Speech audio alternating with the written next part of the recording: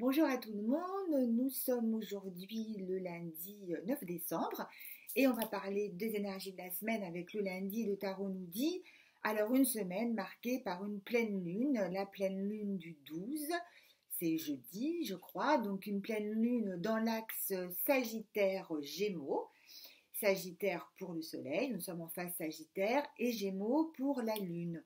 Donc, qu'est-ce que ça nous raconte une pleine lune en Sagittaire Gémeaux? Alors, le Sagittaire, lui, il représente une très forte énergie vitale.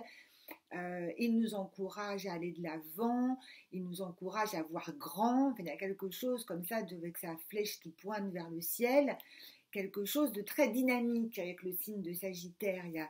C'est un signe de feu déjà, donc il y a quelque chose de très fort. Et le signe de Gémeaux qui est plus dans la sensibilité, dans la nervosité, si on peut dire.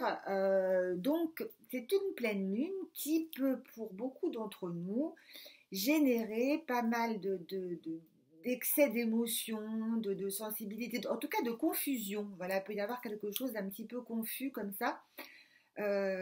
Qui risque pour nous mettre la tête à l'envers. Le Gémeaux en plus c'est un signe de sociabilité, donc on risque d'être très sollicité en cette période. On arrive vers les fêtes de Noël, donc on a pas mal de choses à faire. Il y a ces histoires de grève, etc. On peut être un peu fatigué, donc on n'a pas forcément envie d'être sollicité, mais on risque de l'être.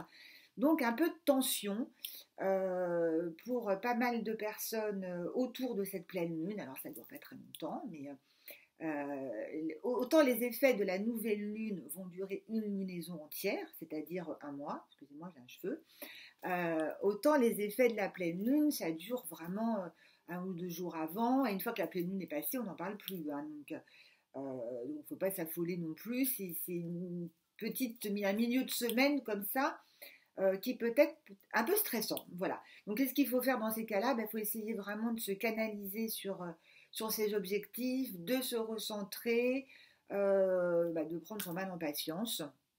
Et finalement, c'est ce qu'il y a de mieux en général.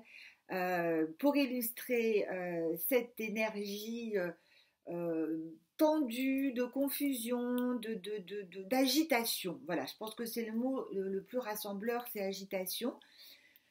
Le 8 de bâton, alors le 8 de bâton aussi qui nous annonce pas mal de dispersion. Le 8 de bâton, c'est des idées géniales ou des idées complètement fantasques, voire on part un peu dans ces fantasmes. Le 8 de bâton, son message, c'est de se poser, c'est la réflexion, d'essayer de faire preuve de lucidité, de ne pas s'emballer. Il nous ramène un peu dans le droit chemin.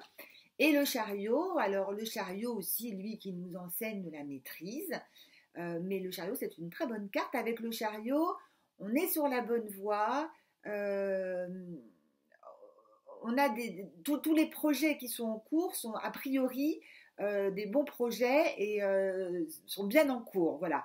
Mais donc le 8 de bâton risque de déstabiliser un peu le chariot cette semaine, donc attention à bien tenir les rênes. Voilà, je vous souhaite une belle semaine, une belle pleine lune, qui peut être aussi un joyeux tourbillon pour certains d'entre vous. En tout cas, je vous le souhaite et je vous le souhaite de le prendre comme ça. En tout cas, je vous embrasse et je vous dis à très vite. Ciao, au revoir.